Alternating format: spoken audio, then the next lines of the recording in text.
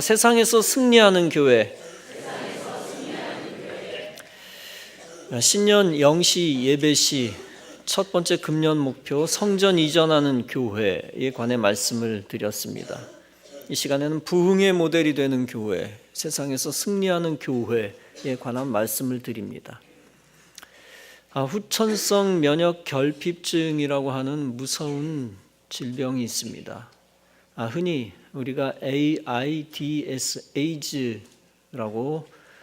많이 부르고 그 이름으로 더 잘 사용되고 있습니다.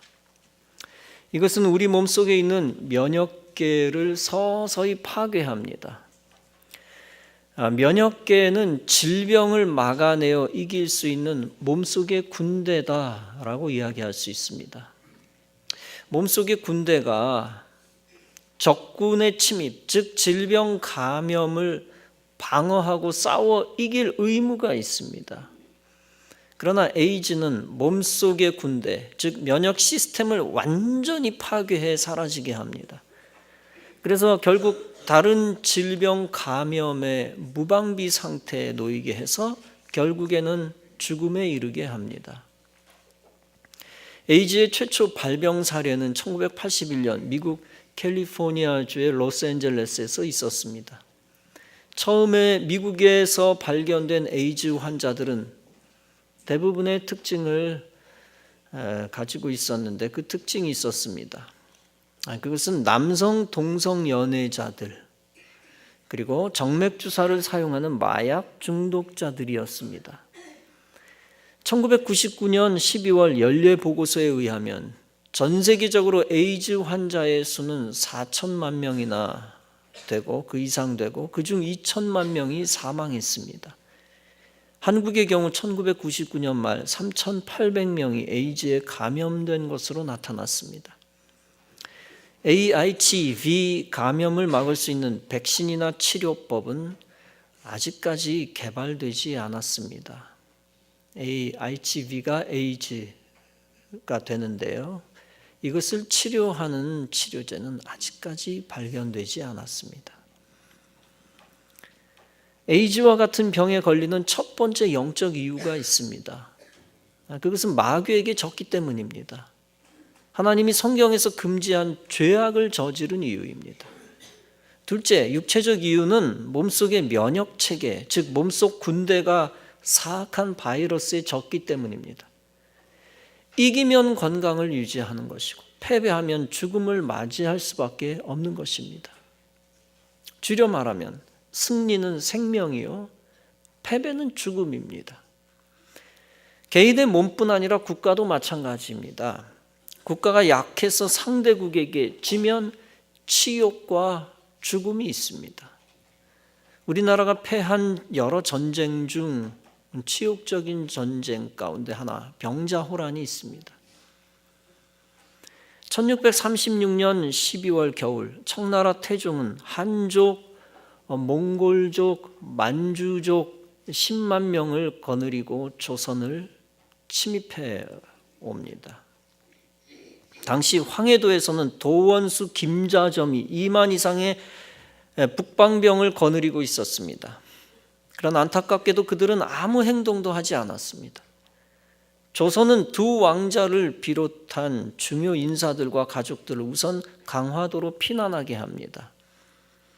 조선 왕 인조는 소현세자와 함께 강화도로 뒤따라가려 합니다. 그러나 이미 청군이 한강을 도하하여 김포와 통진 일대를 점령합니다. 그 바람에 강화도로 통할 길이 없어 광주 남한산성으로 피신합니다. 사실 왕을 노린 청군도 무조건 강하기만 한 것은 아니었습니다. 조선의 인구는 만만치 않습니다. 조선의 지방군들 10만 명이 중앙으로 집결하면 대단한 위세를 가지고 이길 수도 있었습니다. 그러나 왕은 남한산성에 갇혀 있었고 지휘권은 분산되어 있었습니다. 명령권자 김자점은 지휘를 포기한 상태였습니다. 강화도 방어를 맡았던 김경진이 제대로 싸우지 않았습니다. 그러면서 청나라 수군에게 강화도가 함락되고 말았습니다. 소현세자와 왕족들은 남한산성으로 압송되었습니다. 이 소식을 접한 인조는 얼마 후 항복을 결정하고 삼전도의 굴욕을 당하게 됩니다. 즉 청나라 황제에게 조선 왕이 3번 절하는 치욕입니다. 패배의 여러 원인이 있지만 인조 자신이 전략적으로 무지한 것도 문제였습니다. 처음에 청의 낌새가 심상치 않자 충성스러운 군신들이 주장합니다. 안주성의 병력을 늘려 방비합시다. 그러나 인조는 이렇게 주장했습니다. 뛰어난 장수 1명만 있으면 아무리 병력이 적어도 전쟁에서 이긴다. 그리고 오랑캐 추장이라는 놈은 밥이니까 우리에게 필요한 병력을 모으는 게 아니라 뛰어난 장수를 찾아서 배치하는 거야. 이런 황당한 말을 한 것이 뿌리 깊은 패배의 원인이 됩니다. 과거에는 청의 조상들로부터 조공을 받다가 이제는 전쟁에서 지니까 청에게 조공을 하게 되는 비참한 국가 운명이 됩니다. 설상가상으로 청으로 끌려간 조선인이 60만 명이나 됩니다. 그래서 그 가운데 환향녀라는 말도 나오게 되어진 것이죠. 이런 아픈 역사를 통해서 배울 수 있는 것이 무엇입니까? 개인이든 나라든 죽음을 가져오는 세력과 싸워 절대 져서는 안 된다는 것입니다. 어떤 부국 강병책을 써서든지 반드시 싸워 이겨야 한다는 것입니다. 특별히 생명을 지키기 위해서는 패배하는 자가 아니라 이기는 자가 되어야 합니다. 불치의 병으로부터도 이기는 거 중요하고 적대국과 싸워 이기는 것도 중요합니다. 그러나 그것보다 더 중요한 것이 있습니다. 그것은 세상 권세 잡은 마귀와 싸워 이기는 것입니다. 본문은 이기는 자에게 주시는 하나님의 선물에 관해 말씀하고 있습니다. 이기는 자는 내 하나님 성전의 기둥이 되게 하리라. 이기는 자는 하나님 성전의 기둥이 되게 하리라 했습니다. 이 말씀은 예수님이 사도 요한에게 계시하여 빌라델비아 교회 교인들에게 전한 말씀입니다. 이미 빌라델비아 교회는 주님으로부터 칭찬을 받았습니다. 다른 소아시아 7교회들이 있었지만 다 칭찬받은 것은 아닙니다. 예수님이 태어나신 지 90년 후 소아시아에 7교회가 있었습니다. 지금의 터키 땅 서쪽 부분이죠. 에베소 교회는 칭찬과 책망을 다 들었습니다. 라오디게아 교회는 책망만 들었습니다. 이에 비해 빌라델비아 교회는 칭찬만 들었습니다. 그런데 그 빌라델비아 교회 교인 가운데서도 이기는 자에게 축복을 약속하십니다. 어떤 축복입니까? 바로 성전의 기둥이 되게 하리라는 칭찬입니다. 당시 빌라델비아는 잦은 지진으로 건물이 폐허가 되어 있었습니다. 그러나 파괴된 건물 가운데는 유일하게 남아있는 것은 신전들의 돌 기둥뿐이었습니다. 그것을 본 빌라델비아 교인들은 성전의 기둥의 의미를 알게 됩니다. 성전의 기둥이 되게 하신다는 약속은 세상을 이긴 자에게 주시는 특권이라는 것입니다. 승리자가 하나님 나라에서 중요한 자가 되는 특권입니다. 승리자가 하나님 나라에서 요동하지 아니하는 위치와 역할을 차지하게 되는 특권입니다. 그들이 교회의 기둥 같은 존재가 되어 그들로 인하여 교회가 요동하지 않게 됩니다. 세상이 교회를 무너뜨리려 할 때 교회를 든든하게 세웁니다. 그래서 교회가 세상을 이기게 만듭니다. 이렇게 세상을 이긴 교회가 비로소 하나님의 영광을 드러내는 교회가 되는 것입니다. 교회를 패배하게 하지 않고 세상에서 이기게 한 성도는 하나님으로부터 인정을 받습니다. 그래서 교회가 마지막에 영광스럽게 될 때 그도 영광스러운 존재가 되는 것입니다. 그렇다면 교회를 세상에서 이기게 만드는 자는 성경에서 어떤 사람들입니까? 본문에서 예수님은 말씀합니다. 내가 네 앞에 열린 문을 두었으되 능히 닫을 사람이 없으리라. 내가 네 행위를 아노니 네가 작은 능력을 가지고도 내 말을 지키며 내 이름을 배반하지 아니하였도다. 이처럼 교회를 칭찬받게 만드는 이기는 자는 첫째, 작은 능력 가지고서도 말씀에 순종하며 예수님의 이름을 배반하지 않는 자입니다. 교회 안에는 적은 능력을 가지고도 큰 일을 하는 신자가 있습니다. 반면에 많은 능력을 가졌지만 조그마한 일도 못하는 신자도 있습니다. 집사도 아닌데 의외로 충성스럽게 교회를 위해 헌신하는 신자도 있습니다. 그런가 하면 비교적 높은 직분들을 가졌는데 조그마한 일도 못하는 자도 있습니다. 우리는 우리에게 주어진 능력을 가지고 최선을 다해 주님과 교회를 섬겨야 합니다. 그러면 주님은 우리에게 더 많은 능력 주시고 섬김의 지경을 넓혀 주실 것입니다. 예수님의 이름을 배반하는 자는 예수 믿다가 예수 버린 자들입니다. 교회 다니다 교회를 떠난 자들입니다. 지난주 주일 저녁 교회학교 졸업 예배 때도 말씀을 드렸지만 교회 안 나가신 자가 한국에서 늘어났습니다. 요즘 안 나가를 거꾸로 발음하여 가나안 신자라고 이야기하면서 그것이 신종 단어가 되었습니다. 그래서 교계에서도 가나안 교회, 가나안 교인 타령하면서 새 부류인 것처럼 말합니다. 교회에 실망해서 교회를 떠난 신자들이 무슨 특권층인 것처럼 떠듭니다. 그러나 여러분, 가나안 교회와 가나안 교인은 기독교가 아닙니다. 그들이 교회시로 떠났어도 영적으로 보면 시험 들고 믿음 떨어져 예수를 배반한 사람들입니다.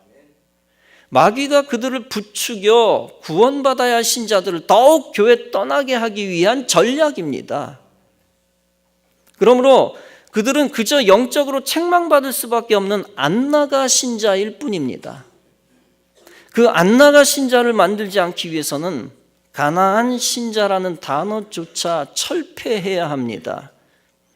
우리 교회부터, 우리 관악서지방부터, 우리 서울 남녀회부터 그런 운동을 해나가야 합니다. 그래서 주의 이름을 배반하는 책망받는 교회가 있지 않게 해야 합니다. 오직 성도들은 마귀를 이기고 세상을 이기고 무조건 영적으로 이기는 성도가 되어야 합니다. 그래서 이기는 자에게 주시는 하나님의 복을 받아 축복의 문이 열리는 은혜를 받으시기 바랍니다. 그래서 본문은 말씀합니다. 볼지어다 내가 네 앞에 열린 문을 두었으되 능히 닫을 사람이 없으리라. 즉 순종하고 주님에 대한 의리를 지키는 자에게 주시는 축복이 있다는 것입니다. 이 열린 문이라고 하는 것은 하나님이 우리 앞에 주신 약속의 선물입니다. 예수님 자신이 다윗의 열쇠를 가지고 열면 닫을 자가 없고 닫으면 열 자가 없다고 했습니다. 그 예수님에 대한 신앙적인 의리를 지킨 자에게 주님은 문을 열어주시는 것입니다. 성경에는 하나님이 열어주신 축복의 문이 여러 등장합니다. 말라기 3장에는 하늘문이 나옵니다. 만군의 여호와가 이르노라 너희의 온전한 11조를 창고에 들여 나의 집에 양식이 있게 하고 그것으로 나를 시험하여 내가 하늘문을 열고 너희에게 복을 쌓을 곳이 없도록 붙지 아니하나 보라. 신명기 28장은 말씀합니다. 여호와께서 너를 위하여 하늘의 아름다운 보고를 열으사 네 땅에 때를 따라 비를 내리시고 네 손으로 하는 모든 일에 복을 주시리니 네가 많은 민족에게 꾸어줄지라도 너는 꾸지 아니할 것이요. 에스겔 1장에서 선지자 에스겔에게 하늘문이 열렸습니다. 내가 그발강가 사로잡힌 자 중에 있더니 하늘이 열리며 하나님의 이상을 내게 보이시니. 사도행전 7장에서 순교자 스데반 집사님에게도 하늘이 열렸습니다. 보라 하늘이 열리고 인자가 하나님 우편에 서신 것을 보노라. 여기서 우리가 알 수 있는 것이 있습니다. 하나님께서 하늘문을 여실 때 비로소 인생이 하늘의 비밀을 알게 된다는 것입니다. 또한 하나님께서 하늘문을 여실 때 인생이 이 땅에서도 복을 받게 된다는 것입니다. 특별히 하나님이 복 주시고자 하는 교회를 위해 축복의 문을 열어주신다는 것입니다. 일단 축복의 문이 열리면 닫을 자가 없게 되고 부흥하게 되는 것입니다. 구원받아야 할 사람이 오게 되어지는 것이고 사명 감당해야 될 사람이 오게 되어지는 것입니다. 하나님이 축복의 문을 여시면 세상이 교회의 문을 닫으려 해도 닫을 수가 없는 것입니다. 하나님이 축복의 문을 여시면 마귀가 성도를 절망케 해도 절망할 수가 없는 것입니다. 오히려 마귀가 예수님께 굴복하고 세상이 하나님의 백성들 앞에 굴복할 것입니다. 그래서 본문은 말씀합니다. 보라, 사탄의 회당 곧 자칭 유대인이라 하나 그렇지 아니하고 거짓말하는 자들 중에서 며칠 네게 주어 그들로 와서 네 발 앞에 절하게 하고 내가 너를 사랑하는 줄을 알게 하리라. 여기서 유대인은 당시 예수님의 메시아성을 부인하는 불신 세상을 상징합니다. 그 유대인이 그리스도인에게 찾아와 굴복한다는 것입니다. 다시 말하면 예수를 부인하는 세상이 예수의 사람에게 굴복한다는 것입니다. 하나님이 세상에서 교회 앞에 축복의 문을 여시면 교회는 승리하게 되는 것입니다. 본문은 계속 말씀합니다. 네가 나의 인내의 말씀을 지켰은즉 내가 또한 너를 지켜 시험의 때를 면하게 하리니 이는 장차 온 세상에 임하여 땅에 거하는 자들을 시험할 때라. 종말에 시험의 때가 온다는 것입니다. 그때 교회와 성도들이 인내심을 가지고 말씀대로, 어렵더라도 말씀대로 살아야 한다는 것입니다. 세상은 하나님의 말씀을 무시하고 자기 멋대로 죄악을 저지르며 삽니다. 심지어 세상의 헌법들을 마귀가 시키는 대로 고쳐 교회를 무너뜨립니다. 영국에서는 교회 목사가 동성애 비판 설교를 하면 수갑차고 감옥에 들어갑니다. 안타깝게 미국은 영국을 따라가는 수순을 밟고 있습니다. 우리 청년들이 작년에 미국 뉴저지 평화장로교회, 또 이스트 벌린 교회, 또 기타 등등 단기 선교를 하고 왔습니다. 그 평화장로교회 근처에 필그림 교회에 최근에 엄청난 사건이 생겼습니다. 그 교회 양춘길 목사님은 자기 돈을 들여 힘들게 개척하여 교회를 크게 일구어냈습니다. 그리고 지금 뉴저지 지역의 대표적 교회가 되었습니다. 그런데 아시다시피 미국 장로교회 PCUSA 교단이 동성애 찬성을 결의했습니다. 한국만, 전 세계적으로 대한민국만 장로교가 크지만 장로교가 큰 나라는 한 군데도 없습니다. 미국에서조차 장로교는 감리교보다 훨씬 작은 교단이죠. 그다지 크지는 않습니다. 전 세계적으로는. 어찌됐건 미국 장로교회가 잘못된 결정을 내렸습니다. 그 목사님은 하나님 말씀에 위배되는 잘못된 법을 따를 수 없다고 주장했습니다. 그리고 그 목사님은 자기 교회를 교단에서 탈퇴시켰습니다. 그러나 문제는 미국 동성애법에 의해 미국 당국이 교회를 몰수했습니다. 당국은 동부 한미 노회에 그 교회 재산을 넘기라고 결정했습니다. 목사님은 쫓겨났고 교인들은 흩어질 수밖에 없었습니다. 목사님은 재산권 보호 소송을 했습니다. 1200만 달러, 128억 원에 상당하는 건물을 빼앗겼기 때문입니다. 그러나 장벽이 너무 커서 교인들과 함께 소송을 포기하기로 결정했습니다. 그 목사님은 진리를 위해 초대교회와 종교개혁 정신을 계승해야 된다고 밝혔습니다. 그 교회는 지난달부터 예배 장소를 마련하고 필그림 선교교회로 다시 출발했습니다. 그 목사님은 다음과 같이 밝혔습니다. 우리는 출애굽의 신앙으로 하나님이 열어주실 새로운 선교적 비전을 향해 담대히 달려나가겠습니다. 사랑하는 성도 여러분, 우리는 분명 말세의 교회를 무너뜨리는 세상 마귀 세력에 둘러싸여 있습니다. 이것이 먼 나라 남의 나라 얘기입니까? 항상 말씀드렸지만 미국은 영국을 쫓아가고 있고 흉내내고 한국은 미국을 따라가고 있습니다. 우리나라에서 반하나님적인 동성애 축제가 계속 퍼져나가고 있습니다. 이슬람 세력도 점점 커지고 있습니다. 김정은이 우상숭배 세력을 따라다니는 정치인들도 대한민국에 많습니다. 실제 마귀의 종로로 타는 권세자가 한국 교회의 권고를 무시하고 시청 앞에서 동성애 축제를 벌였습니다. 대한민국이 영적으로 무너지는 일이 없도록 이 땅의 성도들이 영적으로 이겨야만 하는 것입니다. 시청 앞에 동성애를 허락한 그러한 세력, 그러한 정치인은 이 땅에 발도 못 붙이게 해야 합니다.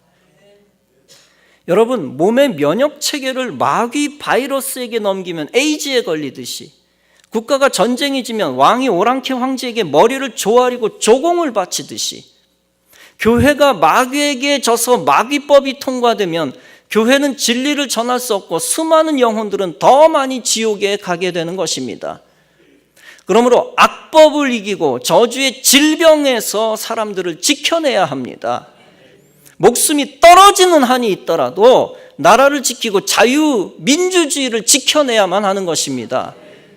교회는 순교하는 일이 있더라도 지옥 권세를 이기고 진리를 붙들어야 합니다. 다시 말하면 무슨 일이 있더라도 성도는 세상과 싸워 이기고 마귀와 싸워 이겨야 합니다. 절대 지는 일이 있어서는 안 됩니다. 선택할 수 있는 게 아니에요. 져도 좋고 이겨도 좋고. 친교 노름이 아닙니다. 절대 져서는 안 되는 겁니다. 이 땅의 모든 교회들이 더욱 하나로 뭉쳐야 합니다. 세상에 지는 교회가 아니라 세상에서 승리하는 교회로 만들어야 합니다. 그 첫 번째 승리의 테이프를 우리 예광교회가 끊어야 합니다. 세상에서 승리하는 교회가 되기 위해 본문에서 말씀하신 것을 끝까지 붙들어야 합니다. 내가 또한 너를 지켜 시험의 때를 면하게 하여 내가 속히 오리니 네가 가진 것을 굳게 잡아 아무도 네 면류관을 빼앗지 못하게 하라. 승리하는 교회가 되기 위해서는 안 나가 신자가 되지 말고 목숨 걸고 예배를 드려야 합니다. 주일 성수를 목숨 걸고 하고 미국, 영국에서 사라진 저녁 예배, 새벽 예배를 붙들어야 합니다. 미국 한인 교회들이 그나마 새벽 예배를 붙들고 있지만 미국 안에 있는 마귀 세력 때문에 미국 한인 교단도 진리를 떠나고 있습니다. 이제 전 세계를 구할 마지막 영적 군대는 대한민국 교회밖에 없습니다. 하나님이 말세에 한국 교회를 다시 사용하여 세상을 그리스도 앞에 굴복시킬 것입니다. 교회를 세상에서 승리하게 하여 하나님이 영광을 받으실 것입니다. 그리고 마지막 시대에 구원받아야 할 사람들을 구원하실 것입니다. 그러기 위해서는 교회뿐 아니라 관공서나 회사나 가정에서 예배를 지켜야 합니다. 그리고 나라와 민족과 교회와 가정을 마귀에게서 건져내기 위해 기도해야 합니다. 새벽에도 말씀드렸다시피 부시 대통령이 백악관에 들어가던 날부터 마지막까지 잘한 것이 있습니다. 그것은 매주 목요일이면 백악관에서 예배를 드리고 성경을 공부한 것입니다. 그 자리에는 백악관 식구들과 원하는 외빈객들이 있었습니다. 이 일을 놓고 민주당 쪽에서 그리고 부시를 반대하는 언론들이 꼬집기 시작했습니다. 백악관이 교회냐? 왜 대통령 집무 장소를 사설 집회장으로 바꾸느냐? 당장 집어치우라. 대들었습니다. 부시의 대답이 멋있습니다. 나는 거듭난 이후 20년 동안 매주 성경을 공부했다. 이것이 나의 라이프 스타일, 생활 방법이고 철학이다. 그것을 백악관에 들여왔다고 바꾸란 말이냐? 얼마나 당당하고 멋이 있습니까? 그런 통치자가 있는 동안에 미국 교회는 지금처럼 진리를 떠나지는 않았었습니다. 그렇습니다. 대한민국 곳곳에서 먼저 예배가 회복되어야 합니다. 그리고 이 땅의 통치자들이 진리를 따라 그리스도의 지배를 받아 통치하도록 우리가 기도해야 합니다. 직장이든 사업장이든 청와대든 구청이든 어떤 문화공간이든 예배가 회복되어야 합니다. 감사하게도 이승열 권사님 사업장에서는 매달 80여 명이 모여서 아침에 예배를 드립니다. 관악구청에서 지난달 교구협의회 소속 교회들이 모여 대강당을 가득 채우고 예배를 드렸습니다. 믿음이 있든 없든 위정자들도 함께 예배를 드렸습니다. 그때 제가 대표 기도를 했는데 교회와 나라를 흔드는 우상숭배 세력을 물리쳐 달라고 강하게 기도했습니다. 장내가 떠나갈 듯한 아멘 소리의 결의가 하늘에 상달되었습니다. 그런 모임들이 각 구청들에 있기에 하나님은 한국을 버리지 않으실 것입니다. 본문에서 예수님은 말씀합니다. 이기는 자는 내 하나님 성전의 기둥이 되게 하리니 그가 결코 다시 나가지 아니하리라. 내가 하나님의 이름과 하나님의 성 곧 하늘에서 내 하나님으로부터 내려오는 새 예루살렘의 이름과 나의 새 이름을 그의 위에 기록하리라. 이처럼 세상에서 승리한 필라델피아 교회에게 하나님의 이름이 주어졌습니다. 즉 하나님의 영예와 생명에 속한 자가 되었고 축복의 모델이 되었다는 것입니다. 필라델피아 교회처럼 우리도 세상에서 이기면 모든 교회들의 승리의 모델이 될 줄로 믿습니다. 세상 죄악과 세상 물질과 세상 쾌락을 위해 세상으로 나가는 안 나가 신자가 되면 마귀와 세상에 지게 됩니다. 그런 자는 패배의 모델이 되어 악의 도구로 쓰임받고 끝나버리게 됩니다. 여러분들은 모두 다 세상과 마귀를 이겨 교회의 기둥이 되어 교회에 붙어 있기를 바랍니다. 그러면 여러분과 우리 교회는 축복의 모델, 부흥의 모델, 승리의 모델이 될 줄로 믿습니다. 사랑하는 성도 여러분, 말세에 세상에서 비진리에 절대 넘어가지 마시고 진리로 이겨 진리를 지키시기를 바랍니다. 생명 없는 자들에게 지지 마시고 하늘의 생명 붙들고 이겨 생명을 얻으시기 바랍니다. 교회와 그리스도를 대적하는 자들과 싸워 이겨 교회를 굳건하게 지키시기를 바랍니다. 그래서 교회와 그리스도의 영광을 지키고 하나님께 영광 돌리시기를 바랍니다. 또한 오늘도 각 삶의 자리에서 고난과 싸워 이기는 자에게 주님 주시는 영광의 선물을 받으시기 바랍니다. 이렇게 우리의 광교회가 어두운 세상 속에서 승리하는 교회로 만드시기 바랍니다. 그렇게 할 때 하나님은 여러분과 여러분의 가정과 우리 교회를 세상에서 승리케 하실 것입니다. 주님은 네가 죽도록 충성하라 그리하면 생명의 면류관을 네게 주리라 하고 하셨습니다. 이기는 자, 이기는 교회에 주시는 상을 받아 금년과 이 시대에 주의 뜻을 이루어드리는 귀한 성도 여러분 다 되어지시기를 주님의 이름으로 축원합니다.